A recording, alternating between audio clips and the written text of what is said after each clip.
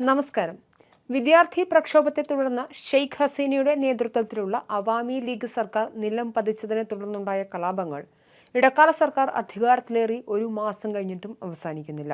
ബംഗ്ലാദേശിന്റെ ക്യാമ്പസുകളിൽ അടക്കം ഇപ്പോഴും അക്രമം അരങ്ങേറുകയാണെന്ന് റോയിട്ടേഴ്സ് അടക്കമുള്ള മാധ്യമങ്ങൾ ചൂണ്ടിക്കാട്ടുന്നു.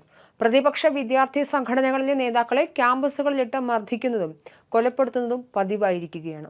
ഓഗസ്റ്റ് 5-ന് ഷെയ്ഖ് ഹസീനയുടെ അവാമി ലീഗ് സർക്കാരിന്റെ പതനത്തെ തുടർന്ന് ബംഗ്ലാദേശിൽ ന്യൂനപക്ഷ സമുദായങ്ങളിൽ നിന്നുള്ള 49 അധ്യാപകരെങ്കിലും രാജിവെക്കാൻ നിർബന്ധിതരായതായി വാർത്താ ഏജൻസി PTI റിപ്പോർട്ട് ചെയ്തു. ബംഗ്ലാദേശ് ഹിന്ദു, ബുദ്ധ, ക്രിസ്ത്യൻ ഐക്യ പരിഷത്തിന്റെ വിദ്യാർത്ഥി വിഭാഗമായ ബംഗ്ലാദേശ് ഛത്ര ഐക്യ പരിഷത്ത് കഴിഞ്ഞ ദിവസം ഒരു വാർത്താ സമ്മേളനത്തിൽ ഇക്കാര്യം എടുത്തു കാണിച്ചതായി ദി ഡെയിലി സ്റ്റാർ പത്രവും റിപ്പോർട്ട് ചെയ്യുന്നുണ്ട്. രാജ്യത്തെ ന്യൂനപക്ഷ മതങ്ങളിൽപ്പെട്ടവരും വംശീയ ന്യൂനപക്ഷങ്ങളും വളരെ വലിയ ഭീതിയിലാണ്.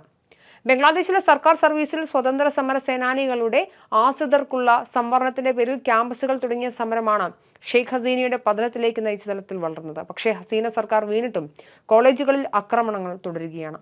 അവാമി ലീഗിന്റെ വിദ്യാർത്ഥി വിഭാഗമായ ഛത്ര ലീഗിന്റെ ജഹാംഗീർ നഗർ യൂണിവേഴ്സിറ്റി യൂണിയന്റെ മുൻ ഓർഗനൈസിംഗ് സെക്രട്ടറി ഷമീം അഹമ്മദ് അടക്കം ഒരു ഡസനോളം വിദ്യാർത്ഥി നേതാക്കൾക്കാണ് കലാപത്തിൽ ജീവൻ നഷ്ടമായത്.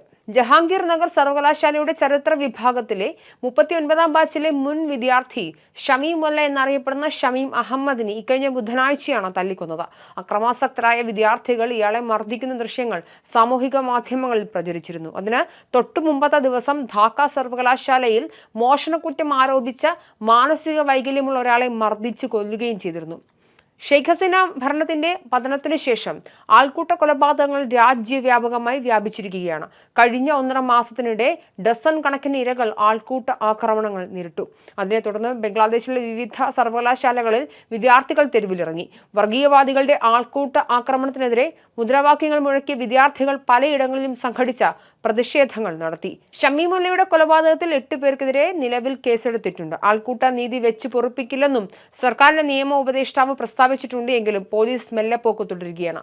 ഷമീം അഹമ്മദിനെ തല്ലിക്കുന്ന സംഘത്തിന്റെ നേതാവായിരുന്ന വിവേചന വിരുദ്ധ വിദ്യാർത്ഥി പ്രസ്ഥാനത്തിന്റെ ജഹാംഗീർ നഗർ സർവകലാശാല ബ്രാഞ്ച് കോർഡിനേറ്റർ ഹൗസൻ ലബീബിനെ തലസ്ഥാനത്തു നിന്നും നീക്കിയിട്ടുണ്ട്. രാജ്യവ്യാപകമായി ഉണ്ടായ സമ്മർദ്ദത്തെ തുടർന്നായിരുന്നു നടപടി. അതേസമയം കലാപത്തെ തുടർന്ന് താറുമാറായ ബംഗ്ലാദേശിൽ ഇടക്കാല സർക്കാർ കരസേനയ്ക്ക് 2 മാസത്തേക്ക് ജുഡീഷ്യൽ അധികാരം നൽകി. രാജ്യത്തെ ക്രമസമാധാനം മെച്ചപ്പെടുത്താൻ സൈന്യം അച്ചടക്കമുള്ള ജനസൗഹൃദ സേനയാണെന്നും സാധാരണക്കാർക്ക് അവരുമായി ആശയവിനിമയം നടത്തുന്നതിനും സഹായം സ്വീകരിക്കുന്നതിനും ഒരു പ്രശ്നവുമില്ലെന്നും സർക്കാരിന്റെ ആഭ്യന്തരകാര്യ ഉപദേശകൻ ജനറൽ ജഹാംഗീർ ആലം ചൗധരി മാധ്യമങ്ങളോട് പറഞ്ഞു. നിയമവിരുദ്ധ റാലികൾ തടയുവാനും പിരിച്ചുവിടുവാനും ഇവർ അധികാരത്തിലെത്തുന്നതോടെ സാധിക്കുമെന്നും സ്വയരക്ഷയ്ക്ക് തോക്കുപയോഗിക്കാൻ അധികാരമുണ്ടെങ്കിലും ഒരു സൈനിക ഉദ്യോഗസ്ഥനും ഇത് ദുരുപയോഗം ചെയ്യുമെന്ന് കരുതുന്നില്ലെന്നും അദ്ദേഹം ആവർത്തിച്ചു. ഇതിനോടൊപ്പം തന്നെ ബംഗ്ലാദേശ് ഭരണപരിഷ്കാര കമ്മീഷൻ അധ്യക്ഷനായി USL പ്രൊഫസറായി സേവനമനുഷ്ഠിച്ചിരുന്ന അലി റിയാസിനെ നിയമിച്ച് സർക്കാർ ഉത്തരവായിട്ടുണ്ട്. സുപ്രീം കോടതി അഭിഭാഷകൻ ഷഹദീൻ മാലിക്കിന് പകരമാണ് ഈ പുതിയ നിയമനം. ഇതിനു പുറമെ ക്രമസമാധാന പ്രശ്നങ്ങളെയും സമരങ്ങളെയും തുടർന്ന് ഓഗസ്റ്റ് 5-ന് പുറത്താക്കപ്പെട്ട മുൻ പ്രധാനമന്ത്രി ഷെയ്ഖ് ഹസീനയ്ക്കെതിരെ കഴിഞ്ഞ 1.5 മാസത്തിനിടെ 150-ലധികം കേസുകളാണ് ധാക്കയിൽ രജിസ്റ്റർ ചെയ്തിരിക്കുന്നത്. ഇതിൽ 140ഓളം കൊലപാതക കേസുകളും ബാക്കിയുള്ളവ കൊലപാതക ശ്രമം, ഭീഷണിപ്പെടുത്തൽ, ഉപദ്രവിക്കൽ, ആക്രമണം തുടങ്ങിയ കുറ്റകൃത്യങ്ങളാണ്.